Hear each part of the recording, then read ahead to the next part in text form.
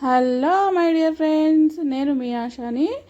ఈరోజు రెసిపీ వచ్చేసి కాకరకాయ కూర అండి. చాలామందికి కాకరకాయ కూర అంటే నచ్చదు, తినరు. ఇష్టపడడానికి నేను ఎలా ప్రిపేర్ చేస్తానో చూడు. చాలా సింపుల్గా ప్రిపేర్ చేస్తాను, చాలా టేస్టీగా సూపర్గా ఉంటుంది. ఫస్ట్ ఆయిల్ వేసుకోవాలి, కొత్త వెల్లుల్లి పోపు గింజలు వేసుకోవాలి. కొంచెం ఫ్రై అయిన తర్వాత దాంట్లో ఆనియన్ ముక్కలు 2 మీడియం సైజు వేసుకోవాలి.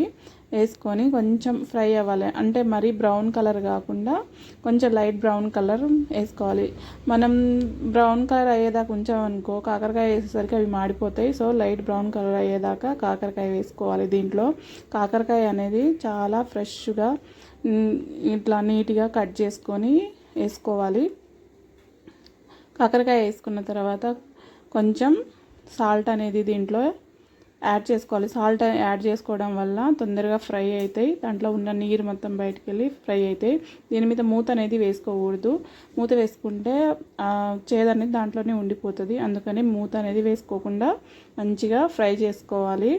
ఒక 5 మినిట్స్ దాకా ఫ్రై చేసుకోవాలి. మళ్ళీ ఒకసారి మంచిగా ఫ్రై చేసుకోవాలి. తర్వాత మూత వేసుకోవాలి. మూత వేసుకున్న తర్వాత టమాటా, కారం, పసుపు, ఉప్పు, సాల్ట్ అన్నీ వేసుకోవాలి.